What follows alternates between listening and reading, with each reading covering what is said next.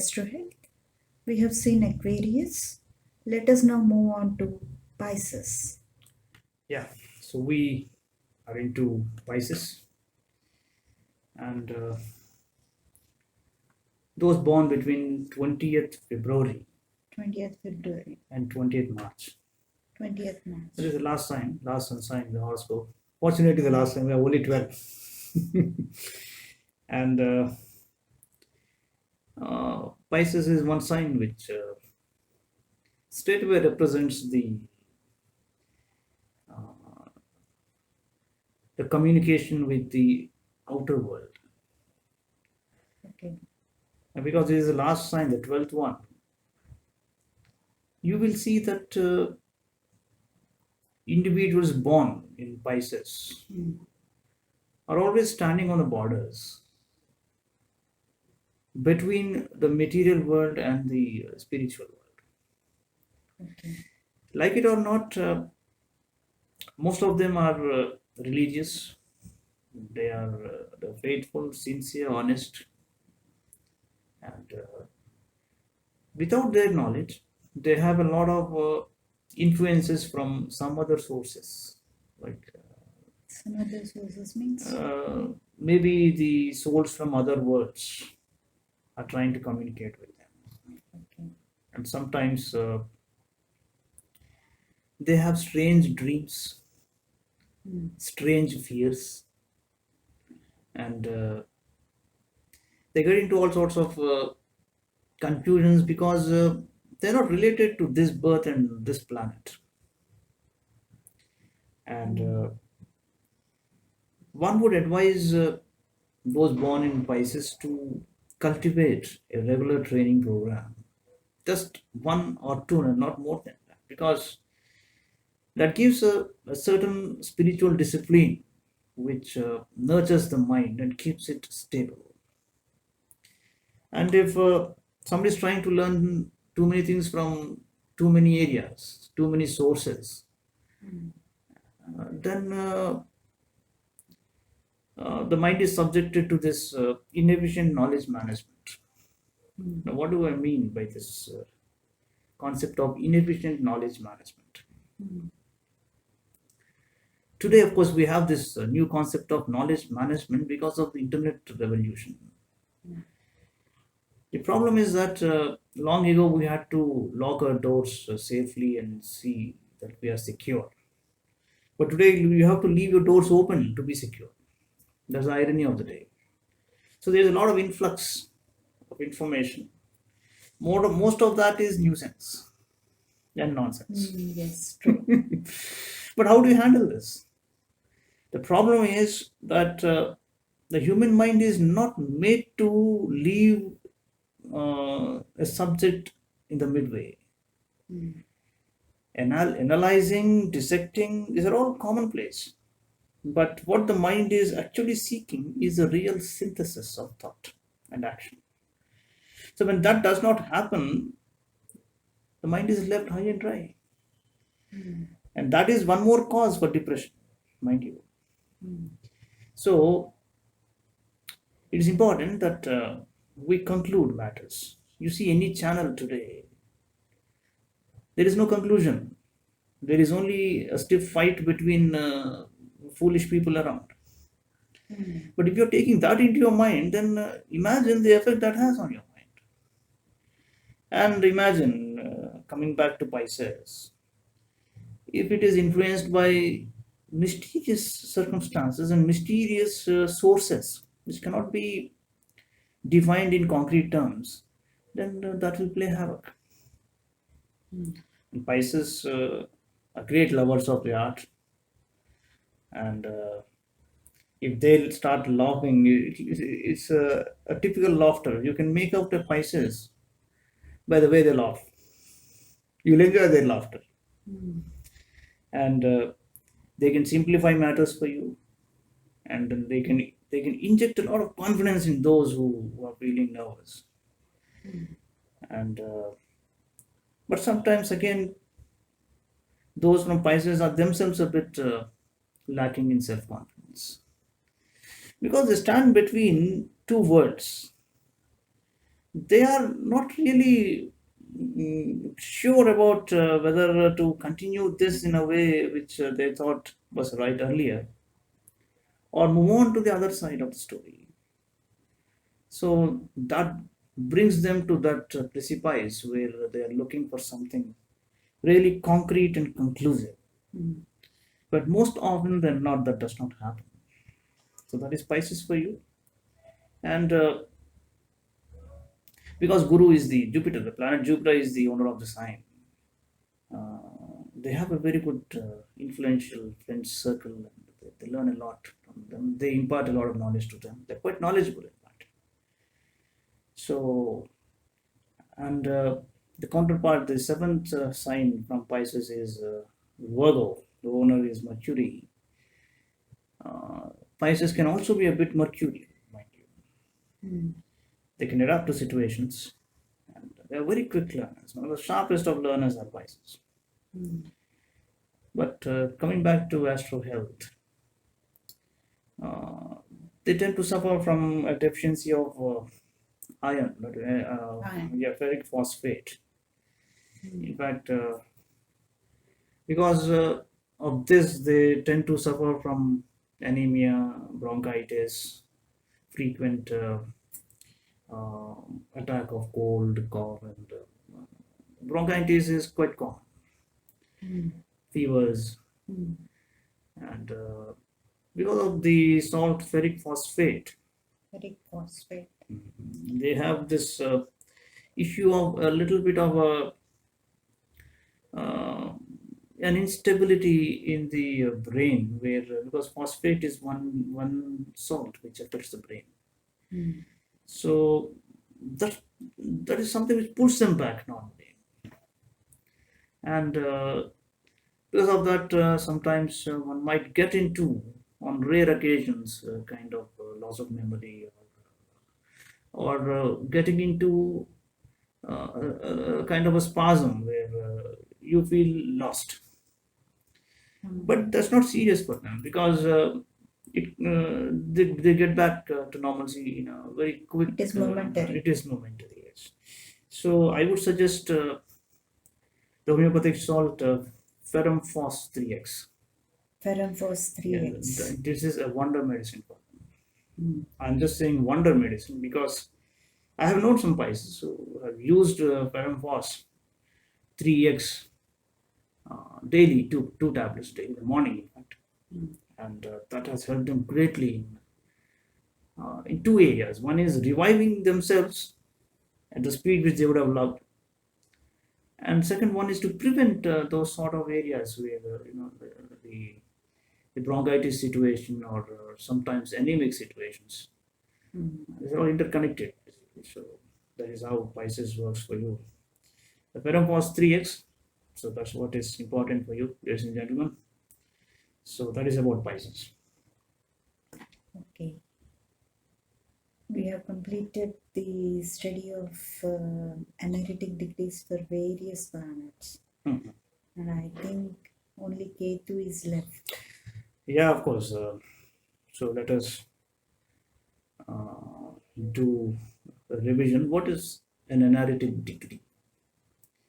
The 29th or the 30th degree of a sign. That is an Anaretic degree. And we finished Rahu, so we are into Ketu. Now, what is Ketu? Well, Ketu is again, see, incidentally, we are into Pisces, and Ketu is again a spiritual planet. The planet which gives you spiritual initiation.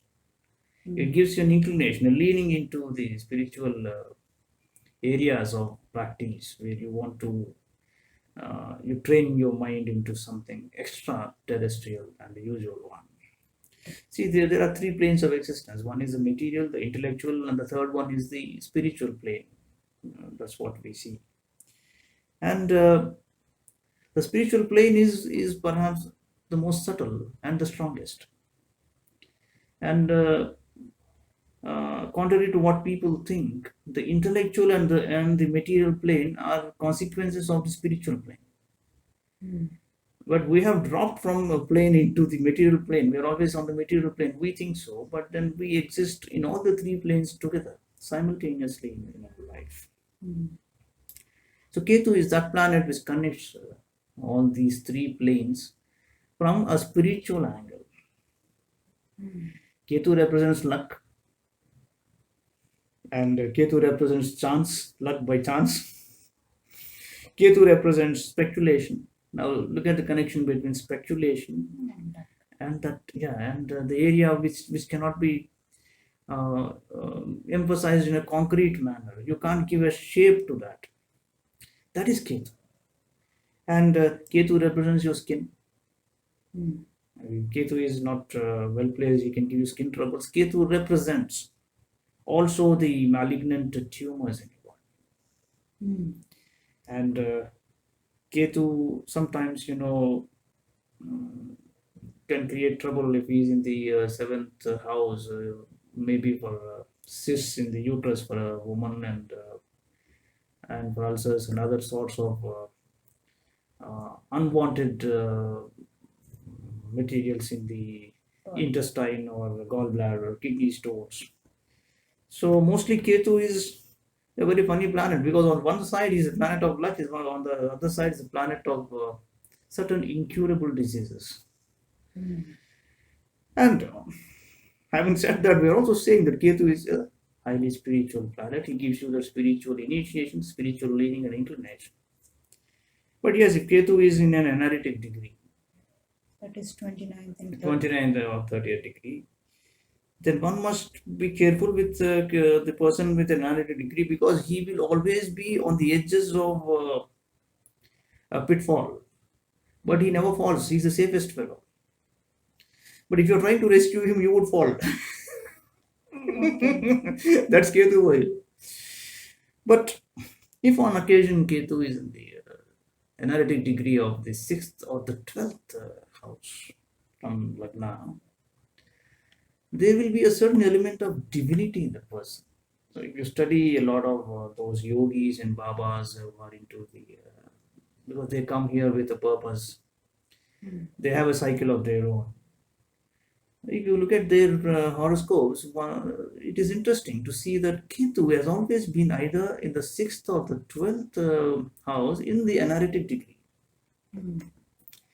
And sometimes if Ketu is in the 8th in the Anaretic, then unfortunately he will have to discharge a lot of responsibilities inherited from his forefathers, like debts and all those silly things. Mm.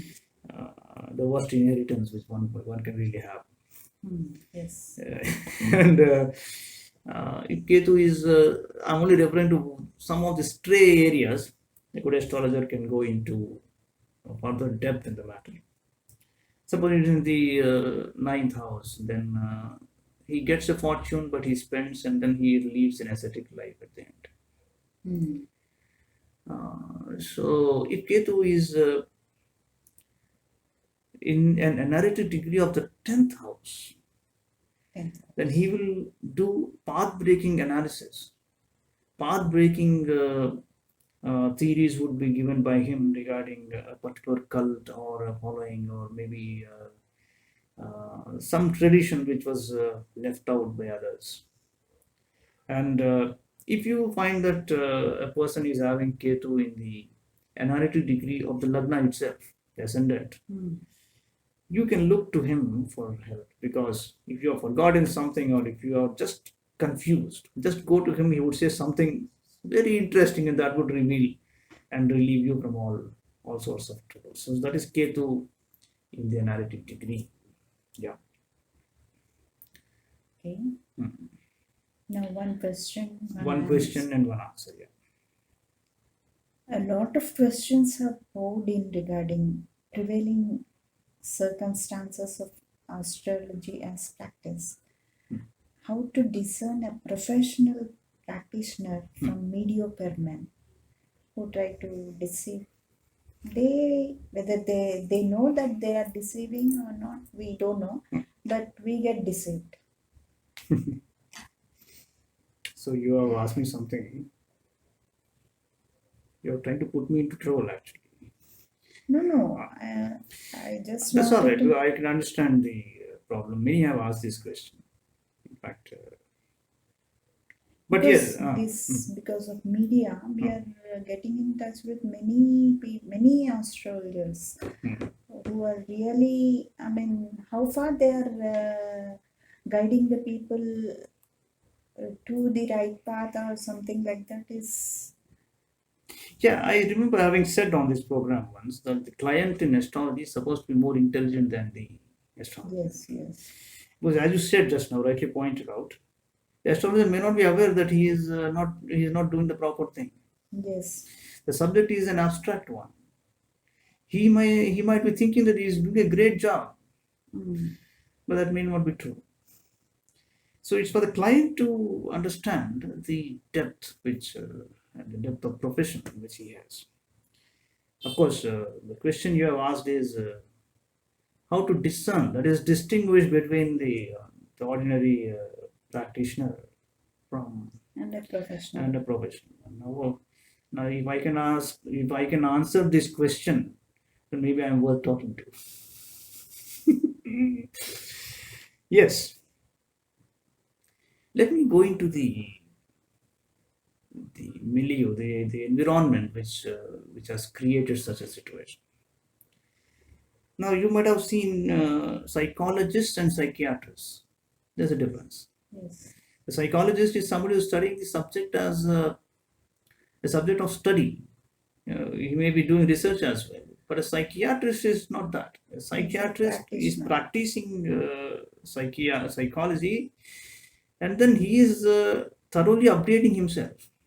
Yes. And because he's seeing a lot of psychiatric patients day by day, and he is coming to terms with the postulates, the concepts, the theories laid down in the subject of psychology. There's a huge difference between the planning and executing. Now, if you can change planning by efficient execution of a job, you're both a good planner and an executioner. So, coming back to astrology, it's easy to predict basically because there is no big deal. Everybody knows what is the sun sign, what are the stars, what are the constellations, what are the rashis, and what are the planets. And the 7.5 Saturn, somebody might say, yeah, you're getting into a 7.5 Saturn, so don't do this or do this and all that. This can be said by anybody, Yes. but are all the astrologers? That is a question because you can predict fairly well by going through certain basic textbooks on astrology, especially the greats like B.V. Raman and others have written some very good textbooks on astrology. And some of the factors which they have mentioned are deep study. If you apply them, there is a chance that your prediction will come true. Mostly 60 to 70% of your predictions. Mhm.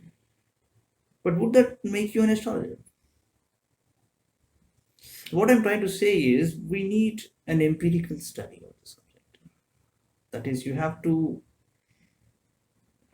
have a clear connection with the universal mind. Intuition. Yes. Now, see, you have the Koya people, the people running around. They will come to you with a handbag and say, "I'll predict something." Sometimes it comes true, Yes. but that's not astrology. Astrology as a subject is totally different from all this. Now, somebody might say, "I have a vision." Somebody comes onto my body, mind system, and I reveal it. That's not the way. See, if somebody says, yeah, you tally these two horoscopes and the astrologer says, come on, he gets into an almanac, the Panchangam, and simply says, these guys have so many points, and this is a Nadi, this is the Gunamedanam, and all that. Then a literate person should know that this man is not reading the horoscope. Okay. He is seeing a Panchangam, which can be done even by you. Yes. So, what is the big deal? The point is, if you come to a doctor and ask, yeah, this is my report, this is my diagnostic report, this is blood culture, the doctor is able to tell you what is the ESR rate and why that is going up.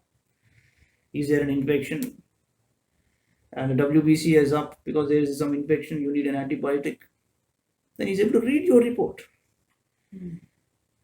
Now, If you Google something and Google will give you a medicine, but Google is not the doctor. Yes. That is the difference between theory and practice. There is a structural angle to all subjects and a functional one.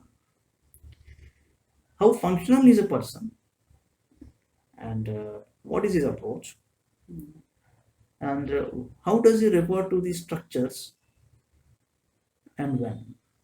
That distinguishes good astrologers from the bad ones.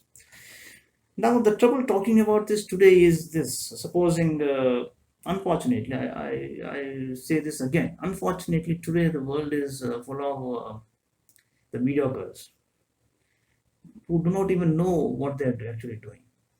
Yes. Suppose you have 10 people in a room, out of which 9 are such mediocres, and there's only one person who is good at it, is trying to question and really decipher the laws. That one person, the 10th person, will be treated as a useless, below mediocre person. That is the word for you. So I don't wish to tear open into the 9 people and say I am this. That would be foolishness, because that would really be counterproductive, because the times are bad. But times are bad not because of these people. The subject itself is an elusive one. It can make somebody a great astrologer, and it may say somebody else is no good. Because a lot of people know a lot about astrology, but all of them are not astrologers.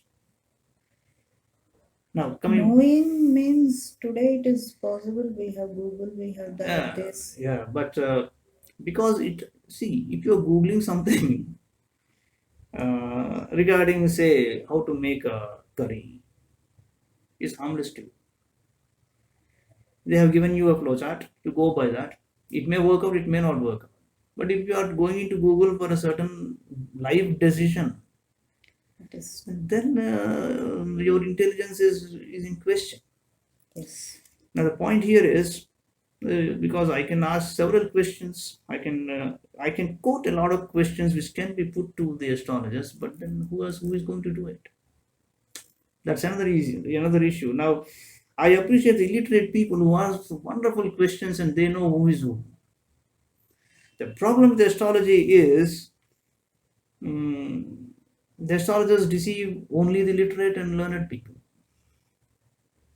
Because they have half Yeah, knowledge. if somebody says yes, you had a pitfall, or you had fallen down from a bicycle at the age of 11 or 7, it's quite commonplace, because that's when the kids fall.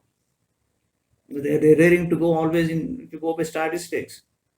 Suppose you say you had a major decision at the age of 21. Yes, everybody has major decisions at the age of 21. Yes. Somebody says somehow you seem to be having a dislike for people who talk a lot, like Sripati. Then you may say yes. And suddenly I can tell that, you are a man of strong likes and dislikes. Oh, wonderful, sir. What a great prediction you made about me.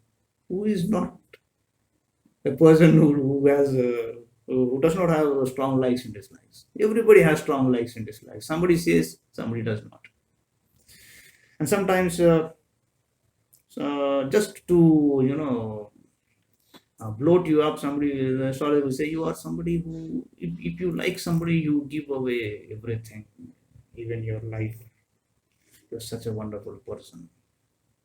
And you start liking the astrologer.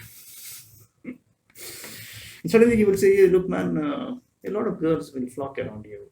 You're too happy about it." And suddenly there is an old man, father of 3 or 4 children. He goes to astrologer and says, "You are such a loving father. You always love all your children equally, and you have been misunderstood by everybody. He's happy." This is the way the people do their business. But yes, I can, because you have asked the question, I can just say the difference is between the ability to connect to the universal mind by rigorous training.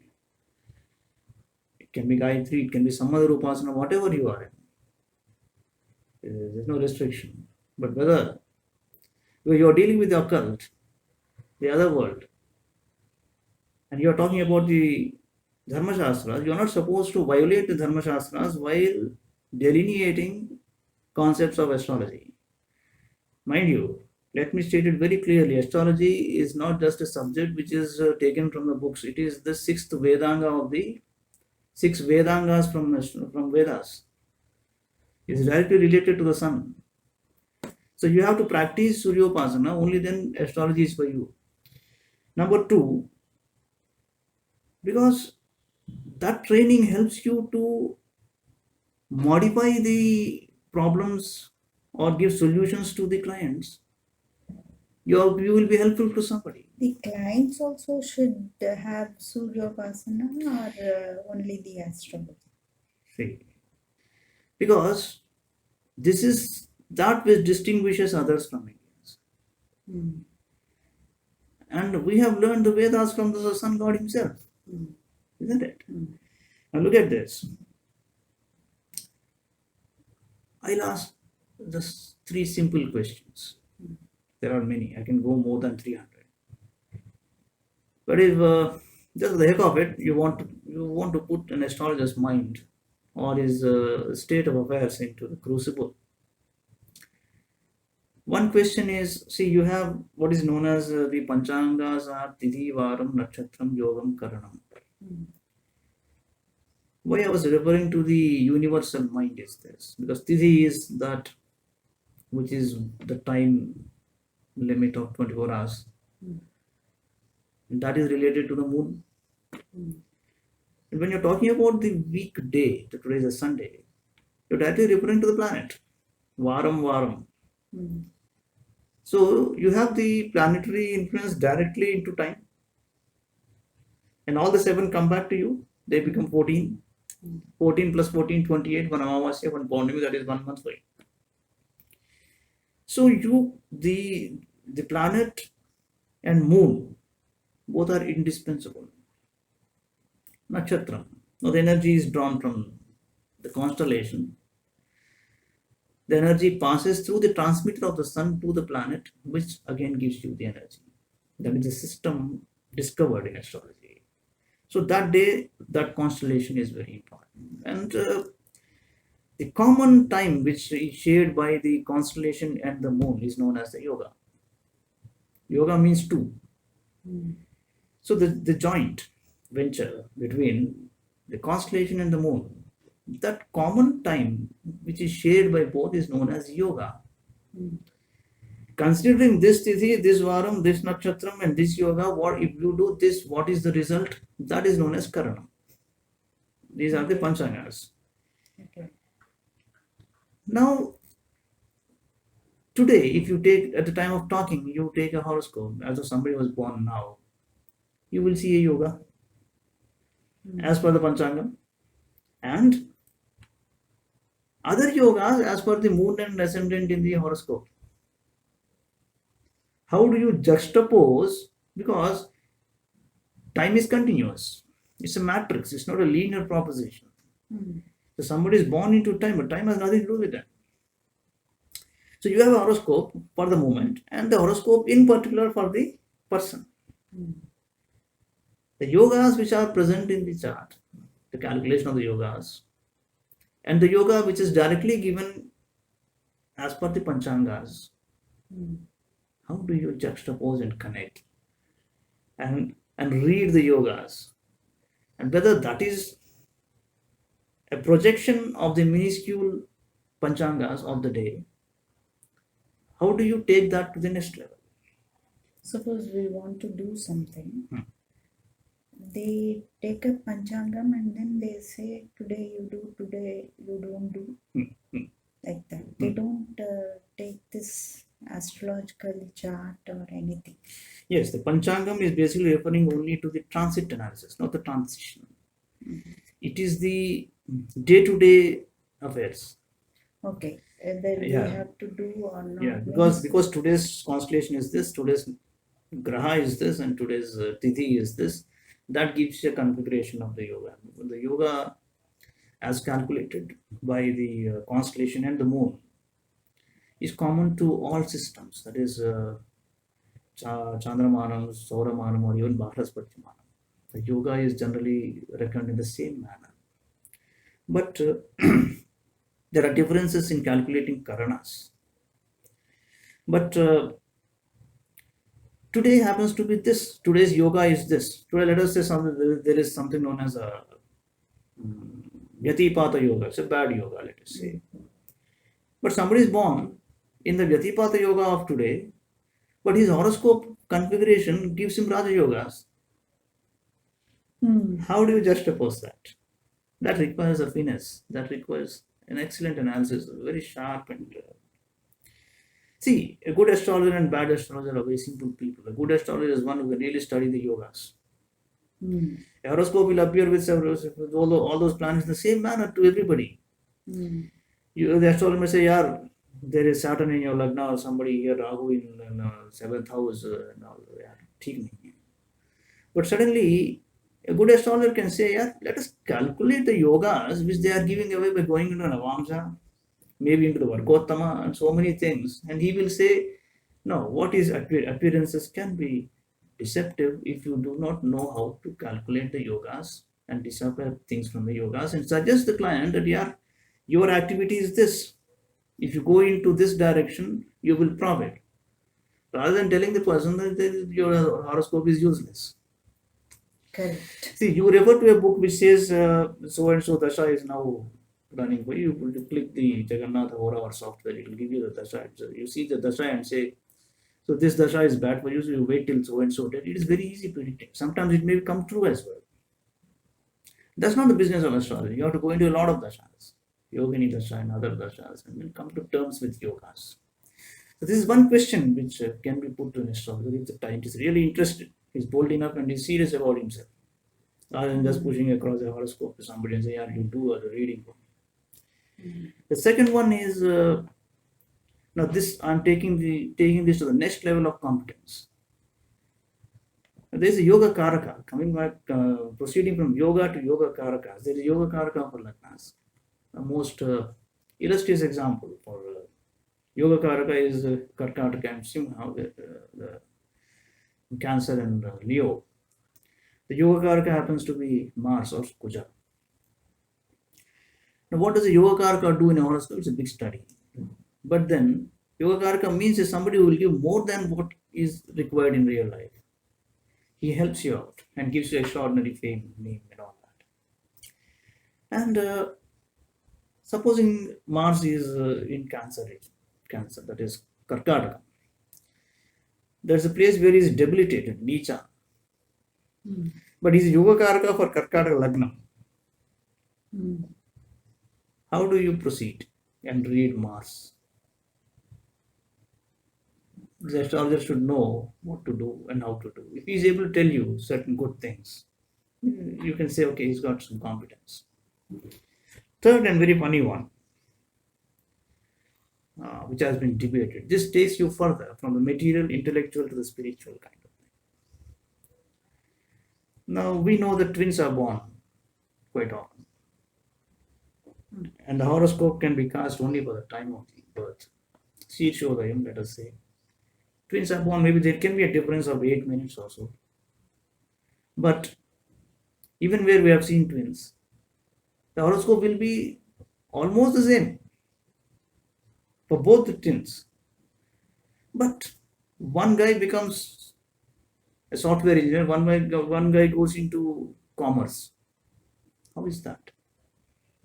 How do you explain that? Now, how are the destinies of twins connected? Through a single horoscope. Whether you treat that as one life or two lives. Naturally, there are two lives. How does that happen? Is it one horoscope for both of them? See, the point of talking, supposing twins are born now. What do? I take the time of birth, place of birth, date of birth, and Time of birth differs. 8 minutes, not more than that.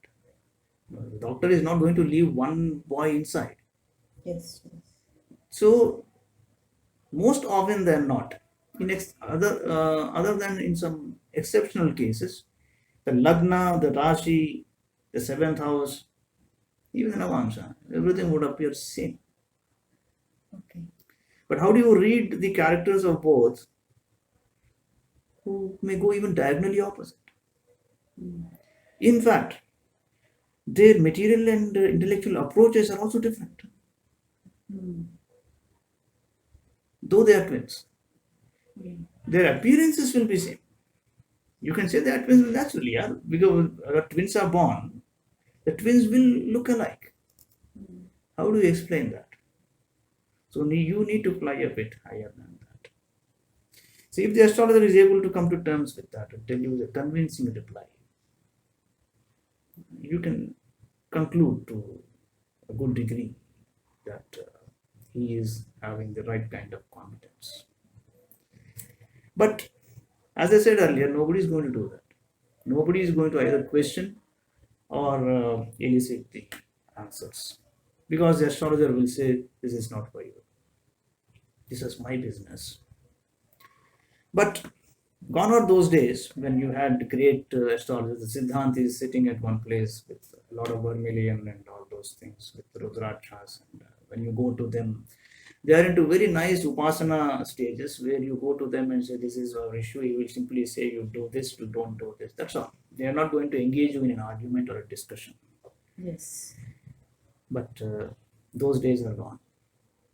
So it is better for the clients to be more alert, and they should know what they really want instead of just going by that bookish things of so many authors who say this is it. It's not 1 plus 1 is 2. So you need this empirical knowledge. You have to have an encompassing picture of all the planetary configurations in yogas, and a real upasana training with you. Otherwise, see, as I said, psychology and psychiatry. If somebody is studying astrology because he wants to practice it and he's just reading books, that is the biggest irony today. That's not correct. It's not by studying books or using the internet that you study astrology. The hard work and training comes from the gurus, and then you are put to a real big ordeal. You have to see at least 10 new horoscopes in a day, compare and contrast, take the general. Supposing dengue or malaria is rampant, what would that doctor do? First and foremost, he will try to rule out that when somebody goes to him with a temperature of 103, not receding in 3 days. You should know whether to apply the generic thing and go, and where to specify, where to go in a specific manner, where to generate the yogas, Mm. and then suggest remedies, and where to simply say this is enough, don't go further. Last but not the least, if an astrologer is demanding money, he is not an astrologer. This is stated in the scriptures. You're not supposed to expect something from the other person, because this is directly a spiritual guidance. Where if you are completing a transaction, astrological advice is not a transaction. What is stated as Vak Shuddhi happens only when you don't expect anything. There is a tradition in South India where mostly those who speak Tamil, they, even if the astrologer doesn't ask anything, they just put one coin there. Because according to them, if they don't do that, then That is practicing this part of India, not yeah, only because Tamil as a matter of sentiment, that's what people say. If that is not handed over to him, which means that his word will not come true. But if the client, he feels that he should give him something like fruits or whatever, he wants to donate something on his own volition, nothing wrong in it. But if you demand and accept gratification, that is not astrological. Number two, the astrologer's mind should be like a shining moon. He should always be cheerful. He should never have jealousy in his mind. You should be free from jealousy and prejudice. Number three, an astrologer is not supposed to practice astrology trying to boost his ego or trying to boost his identity, like somebody and this. So if somebody says, I have predicted for so and so political leaders, and I have done this for some other cine star and this that, that's all trash. An astrologer always appreciates a low profile. And on the contrary, today we have individuals practicing astrology only for the sake of gratifying their ego and and coming out of a great identity crisis, especially those who are retiring from service. That is not astrology for you. That's all right. We have completed the 12 sun signs, and when we go to the next episode, I'm going to go deeper into medical astrology. We will see the nature of signs and diseases, and what can be attributable to the planets, and how to predict when someone would have a cardiac arrest, or what are the configurations to locate a psychiatric issue or even a physiological disorder using certain techniques. Thank you.